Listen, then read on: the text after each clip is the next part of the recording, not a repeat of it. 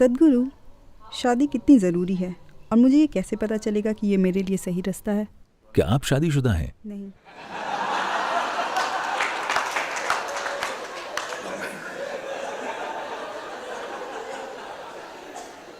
नहीं, क्योंकि ज्यादातर लोग ये सवाल बाद में पूछते हैं।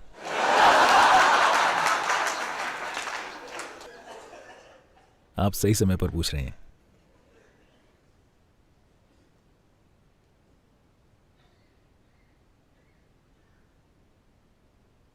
देखिए, पहले यह समझते हैं कि लोग शादी क्यों करते हैं।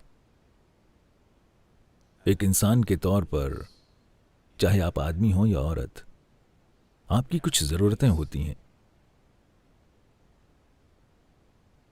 जब आप 8 साल के थे, आपका नाम क्या है? अनुष्का। अनुषा? अनुष्का। अनु? अनुष्का। ठीक है।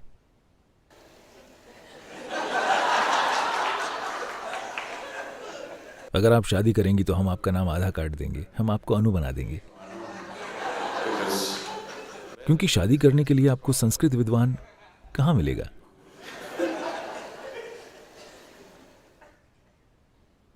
तो जब आप 8 साल के थे, अगर मैं कहता हूं अनु, क्या आप शादी करना चाहती हैं, वो बकवास लगती है ना? मेरा मतलब है, तब उस सवाल का कोई मतलब नहीं था।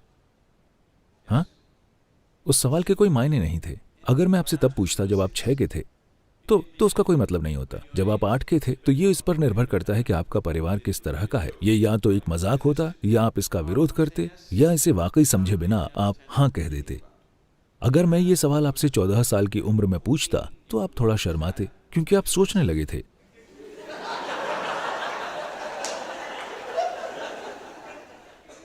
क्योंकि शरीर एक खास तरीके से बढ़ने लगा है। Hormones have started infecting the intelligence. Hormones ने बुद्धि पर कब्जा करना शुरू कर दिया है और अब आप सोच रहे हैं। अगर मैं आपसे 18 साल की उम्र में पूछता हूं, तो आपकी परवरिश के माहौल के आधार पर आपका जवाब स्पष्ट रूप से हाँ या नहीं होगा। अभी नहीं या बिल्कुल नहीं, ये इस पर निर्भर करेगा कि आपके साथ 14 से 18 के बीच क्या हुआ है। हाँ,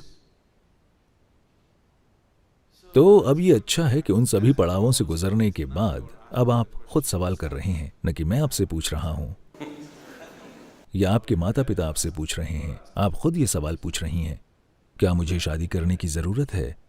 तो जरूरतें होती हैं। जब आप एक इंसान के रूप में होते हैं, तो शारीरिक जरूरतें होती हैं, भावनात्मक जरूरतें होती हैं, मानसिक जरूरतें होती हैं, सामाजिक जरूरतें होती हैं, आर्थिक जरूरतें होती हैं। ये सारी चीजें होती हैं। लोग शायद इन चीजों के बारे में जागरूकता से नहीं सोचना चाहेंगे, क्योंकि उन्हें लगता है कि अगर वो इन चीजों के बारे में सोचेंगे तो उनकी शादी बदसूरत हो जाएगी। पर वैसे भी ये चीजें तो हैं ही। अगर ये अरेंज्ड मैरिज है, तो कोई दूसरा इस बारे में सोच रहा है। अगर आप इसे खुद अरेंज कर रहे हैं, तो आप निश्चित ही इस बारे में सोच रहे हैं। हाँ या नहीं? ये सब सोच विचार होते हैं। तो आजकल महिलाओं के लिए मैं ये कह रहा हूं कि दुनिया कुछ हद तक बदल गई है। अब सामाजिक और आर्थिक कारणों के लिए जरूरी नहीं है कि उसे शादी करनी ही पड़े, जब तक कि आप बस शरीर के साथ ही नहीं आई हों। आप नहीं समझी। अगर आप सिर्फ शरीर हैं और आप में दिमाग नहीं है, तो अलग बात है। वरना एक औरत को अब सामाजिक या आर्थिक कारणों से शादी करने की जरूरत नहीं है। उसके पास चुनाव है। वो अपनी खुद की आर्थिक और सामाजिक स्थितियों का ख्याल रख सकती है। 100 साल पहले ऐसा नहीं था। आप में शादी के लिए चाहे शारीरिक, भावनात्मक या मानसिक जरूरतें न भी हों, फिर भी बस सामाजिक और आर्थिक कारणों के लिए आपको शादी करनी होती थी। हाँ, पर अब ऐसा नहीं है। ये थोड़ी बहुत आजादी है। अब आपके शादी करने के कम से कम 2 कारण खत्म हो गए हैं। अब आपको बाकी 3 पर विचार करना है। बस, क्या आपको मानसिक तौर पर एक जीवन साथी की जरूरत है? क्या आपको जीवन साथी की भावनात्मक जरूरत है? आपकी शारीरिक जरूरतें वे कितनी प्रबल हैं? आपको इसे अपने हिसाब से देखना होगा। यह कोई सामाजिक नुस्खा नहीं है कि हर कोई शादी करे या हर कोई शादी न करे। यह कारगर नहीं होगा। एक व्यक्ति के रूप में आपकी जरूरतें कितनी तीव्र हैं। अगर ये एक हल्की जरूरत है जिससे आप आसानी से पार जा सकते हैं, अगर ये एक छोटे दौर की जरूरत है, तो शादी मत कीजिए। मैं आपको बता रहा हूं, क्योंकि बंध जाने का कोई फायदा नहीं है। क्योंकि बंधने के साथ ये सिर्फ 2 लोग ही नहीं रहेंगे, ये 4 या कभी कभी 6 हो जाते हैं।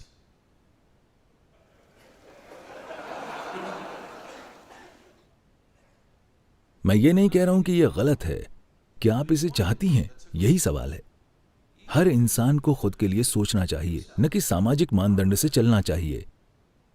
सामाजिक चलन चाहे जो भी हो, मैं शुरू से ठीक यही बात कह रहा था। आप आध्यात्मिक सिर्फ तभी बनते हैं जब आपके चुनाव 100% खुद के होते हैं और आप दूसरी ताकतों से प्रभावित नहीं होते। आपको चुनना है कि क्या ये जरूरी है। अभी लोगों ने दूसरी तरह के समाधान ढूंढ लिए हैं। पश्चिम में और भारत में भी काफी हद तक ये होने लगा है। ठीक है, हम शादी नहीं करेंगे, हम दोनों बस साथ रहेंगे, हम लोग साथ साथ रहेंगे। तो ये साथ रहना, अगर आप बस एक इंसान के साथ रह रहे हैं तो ये वैसे भी शादी ही है, ठीक है, चाहे आपके पास शादी का सर्टिफिकेट हो या ना हो। पर अगर आप सोच रहे हैं कि आप हर सप्ताह अपना साथी बदल सकते हैं,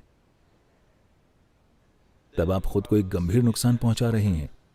क्योंकि जैसे आपके मन में याददाश्त होती है, वैसे ही आपके शरीर में याददाश्त का भाव बहुत अधिक प्रबल होता है।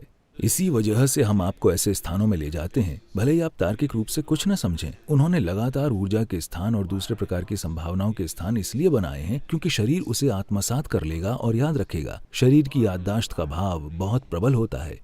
शरीर इसे आत्मसात कर लेगा और याद रखेगा। हो सकता है आप हिमालय को भूल जाएं, लेकिन शरीर हिमालय को नहीं भूलेगा, ये हमेशा याद रखेगा। आप भूलने की बीमारी के कारण पूरी याददाश्त खो सकते हैं, लेकिन भौतिक शरीर में यादें बनी रहेंगी। शरीर इसे नहीं छोड़ेगा। बस क्योंकि आपने अपनी याददाश्त खो दी है, तो इस वजह से आप अपने कर्म तक को नहीं खोने वाले हैं। तो शारीरिक नजदीकी को हमेशा से, यहां इस परंपरा में इसे ऋणानुबंध कहा जाता है। ये शरीर याददाश्त का एक गहरा भाव विकसित कर लेता है और इस तरह की बहुत सारी यादें एक खास स्तर का भ्रम और एक खास स्तर की पीड़ा पैदा करती हैं। आप इसे स्पष्ट रूप से देख सकते हैं, आप इसे बहुत साफ देख सकते हैं। जो लोग अपने जीवन के साथ लापरवाह हैं, वो सही मायने में आनंद को कभी नहीं जान पाएंगे। वे बस वैसे ही रहते हैं। कृपया आप इसे अपने आसपास ध्यान से देखें।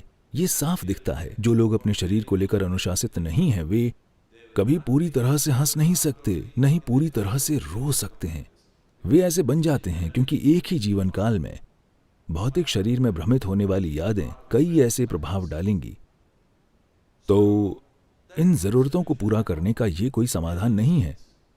तो आप या तो शादी कीजिए या शादी मत कीजिए कि आप इन जरूरतों से परे चले जाइए।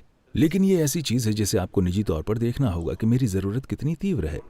अगर आप स्पष्टता से और समाज से प्रभावित हुए बिना इस पर गौर करना चाहते हैं, तो हमेशा सबसे अच्छा ये होगा कि आप 1 महीने की छुट्टी लें, आश्रम में रहें और बस ध्यान करें। जब आप निर्णय ले लें, तब आपको स्पष्टता की स्थिति में होना चाहिए, किसी से प्रभावित होकर नहीं, न तो गुरु के द्वारा और न ही समाज के द्वारा। आप किसी से प्रभावित न हो। खुद को स्पष्टता की एक खास अवस्था में लाइए। उस स्पष्टता में देखिए कि आपकी जरूरत क्या है, आपकी जरूरत वाकई कितनी तीव्र है। अगर ये जरूरी नहीं है तो बात खत्म। एक बार जब आप फैसला कर लें तो उस दिशा में मत देखिए। अगर आप उस तरफ जाने का फैसला लेते हैं तो इस तरफ मत देखिए, बस वही कीजिए। आपको इनमें से एक चीज करनी चाहिए। अगर आप बीच में लटके रहेंगे तो आप लगातार भ्रम की अवस्था में रहेंगे, ये या वो। सबसे अच्छा क्या है, क्या सबसे अच्छी चीज है? सबसे अच्छी चीज कुछ नहीं होती है।